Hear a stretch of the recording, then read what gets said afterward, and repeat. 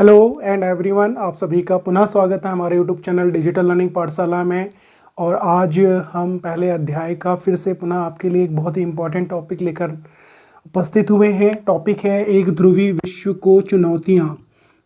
अभी तक हमने पढ़ा था कि किस तरीके से जो अमेरिका है उसका वर्चस्व स्थापित हुआ, किस तरीके से एक ध्रुवी विश्व बना और उसका किन किन क्षेत्रों में वर्चस्व रहा अमेरिका का। अब हम पढ़ेंगे कि एक ध्रुवी विश्व को चुनौतियां कहाँ कहाँ से मिल रही हैं, किन किन क्षेत्रों से मिल रही है। एक ध्रुवी विश्व के बारे में जब हम बात कर रहे हैं तो इसका मतलब है अमेरिका से, क्योंकि 1991 में सोवियत संघ के विघटन के बाद वही एकमात्र महाशक्ति थी। तो इसको कहाँ कहाँ किन किन क्षेत्रों से चुनौतियाँ मिली। देखिए, हमने ये देखा कि जो अमेरिका है उसके वर्चस्व से निपटने के लिए कई सारे उपाय करने की बात जो है अमल में लाई गई। क्योंकि जब अमेरिका का जो प्रभाव था वो ढांचागत स्तर पे, सांस्कृतिक स्तर पर, सैन्य स्तर पर बढ़ने लगा, तो देशों की अपनी जो संप्रभुता थी, उनकी अपनी जो सुरक्षा थी, उस पर भी एक संकट उत्पन्न हुआ। और कोई भी राष्ट्र ये नहीं चाहेगा कि वो कोई भी अंतर्राष्ट्रीय कानूनों को मानकर अपनी सुरक्षा को किसी भी प्रकार से कमज़ोर करे।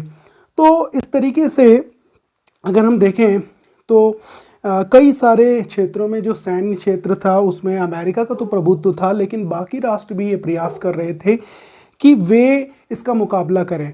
ऐसे बहुत सारे राष्ट्र थे जिनमें ये काबिलियत थी कि वे इसका मुकाबला कर सकते हैं, लेकिन वे आपस में गठजोड़ नहीं बना पा रहे थे। देखिए क्या हुआ कि जब एक महाशक्ति के रूप में अमेरिका उभर कर आया तो हमने देखा कि अमेरिका ने बहुत सारी जो रणनीतियाँ थी, चाहे वो आर्थिक रणनीति हो या फिर सांस्कृतिक हो या फिर सैन्य रणनीति हो, उसमें कहीं ना कहीं पूरी दुनिया पर इसका इम्पैक्ट पड़ने लगा। तो इसने क्या कोशिश करी कि आर्थिक क्षेत्र में अगर हम देखें तो कई सारी नीतियों पर इसका प्रभुत्व स्थापित होने लगा। चाहे वो ब्रिटेन वुड प्रणाली के जरिए बनी हुई संस्थाएं थी, चाहे इंटरनेशनल मॉनेटरी फंड हो, चाहे वर्ल्ड बैंक हो या वर्ल्ड ट्रेड ऑर्गेनाइजेशन हो, वो इसके हित में पूरी दुनिया में नीतियों को बना रही थी। और उनको जो गरीब देश थे, छोटे देश थे, विकासशील देश थे, उन पर लादने की कोशिश कर रही थी। तो इसका मुखर होकर उन देशों ने विरोध करना शुरू करा, या फिर हम ये कह सकते हैं कई सारे जो मंच है वो विकसित होने लगे। धीरे धीरे जो विरोध की आवाज़ थी अमेरिकी प्रभुत्व के खिलाफ वो उठने लगी दुनिया में, क्योंकि वैश्वीकरण के जरिए भी अमेरिका ने पूरी दुनिया में सांस्कृतिक समरूपता को बढ़ाने की कोशिश करी। या ये कह सकते हैं कि जो वेस्टर्न कल्चर था वो कहीं ना कहीं पूरी दुनिया में स्थापित होने लगा धीरे धीरे। और इससे जो विशिष्ट सांस्कृतिक पहचान थी विभिन्न देशों की, उस पर एक प्रकार का हमला था। तो इस तरीके से जो अलग अलग क्षेत्र थे, चाहे वो आर्थिक क्षेत्र हो, सैन्य क्षेत्र, सांस्कृतिक क्षेत्रों में जब इसकी प्रभुत्व स्थापित हुआ तो कई सारी जो बाकी दुनिया के हिस्से थे वे इसका मुकाबला करने के लिए आर्थिक मंच वो तैयार करने लगे, कई सारे सांस्कृतिक मंच तैयार करने लगे, कई सारे सैन्य मंच तैयार करने लगे, और वो इसके लिए एक चुनौती का काम था। तो इस तरीके से पूरी दुनिया की बहुध्रुवी में जो है स्थापित होने की एक प्रक्रिया का दौर शुरू हो चुका था। तो that is the challenge for America, United states of America. यानी कि अब क्या उपाय किए जाएं, फिर उपाय क्या थे अमेरिकी वर्चस्व से निपटने के लिए, उपाय क्या किए जाए, कैसे अमेरिका के वर्चस्व तंत्र से निपटा जाए। तो इसमें पहला पॉइंट तो यही है कि भाई अगर आप किसी ताकतवर देश का विरोध करेंगे तो उससे आपको नुकसान ही होगा अगर आप कमज़ोर हैं। तो उस स्थिति में पहला तो ये कार्य किया जा सकता है कि आप उसके वर्चस्व में रहते हुए अवसरों का लाभ उठाएं, अपनी आर्थिक वृद्धि दर के लिए, उसको ऊंचा करने के लिए, अपने व्यापार को बढ़ाने के लिए, अपनी प्रौद्योगिकी के हस्तांतरण के लिए, निवेश को बढ़ाने के लिए ज़रूरी है कि आपको अमेरिका के सहयोग की ज़रूरत होगी। और इसके लिए ज़रूरी है कि आप उसके जो है वर्चस्व तंत्र में रहते हुए अवसरों का लाभ उठाएं। दूसरा तरीका ये है कि आप अपने आप को उससे बिल्कुल दूर कर लें। कहने का मतलब है कि वर्चस्व वाले देश से अपने आप को दूर करना। कहने का मतलब दूसरा हमने देखा कि पूरी दुनिया में क्या हो रहा था कि कई सारे ऐसे राष्ट्र थे जो अपने आप को उससे बिल्कुल अलग कर चुके थे और इस तरीके से वो उसके क्रोध के निशाने पर आने से अपने आप को बचा कर रखते थे अमेरिका के। उसमें प्रमुख रूप में रूस है, आपका चीन है, उसमें यूरोपीय यूनियन है, एक कई सारे जो देश थे वे अपने आप को क्या कर रहे थे, जो है अमेरिका से बिल्कुल अलग कर रहे थे। तीसरा तरीका ये था कि कई सारी राज्येतर संस्थाएं, यानी कि राज्य के इतर बहुत सारे संस्थाएं हैं जो अमेरिका की सांस्कृतिक और आर्थिक जो ताकत है उसका मुकाबला कर सकती हैं, उसका विरोध कर सकती हैं।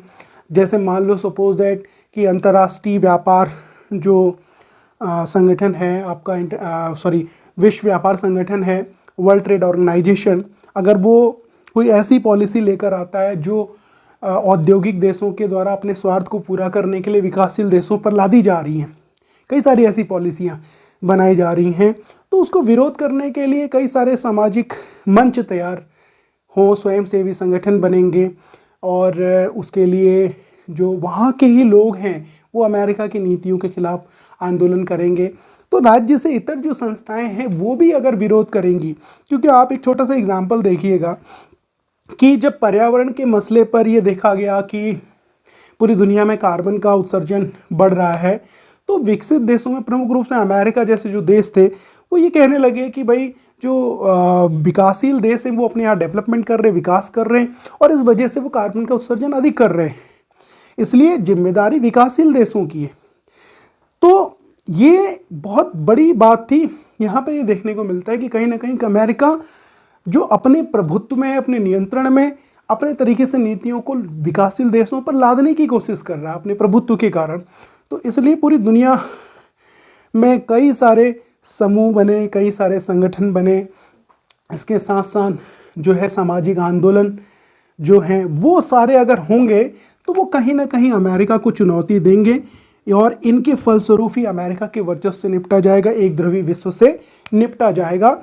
और क्योंकि अब एक चीज़ और समझने की कोशिश करिएगा, आज हम देखें तो पूरी दुनिया को अगर आप मिला लें तो पूरी दुनिया एक विश्वग्राम है और विश्वग्राम में एक चौधरी है, ठीक है।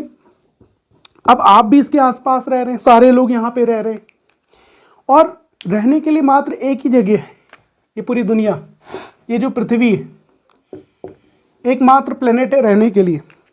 आप इसको छोड़कर नहीं जा सकते, चौधरी से भाग कर नहीं जा सकते। चौधरी के प्रभुत्व के कारण, उसके दबाव के कारण आप क्या कर सकते हैं, आप इसका प्रतिरोध कर सकते हैं। आपके पास सिर्फ और सिर्फ इसका प्रतिरोध करने के सिवाय, इसके वर्चस्व से निपटने के लिए उपाय निजात करने के सिवाय कोई भी आपके पास विकल्प नहीं है, क्योंकि आपके पास जीने के लिए कोई दूसरा ग्रह नहीं है या जीने के लिए कोई और दूसरा स्थल आपके पास मौजूद नहीं है।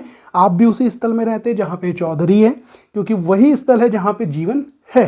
इसलिए बहुत ज़रूरी है कि उसका विरोध किया जाए।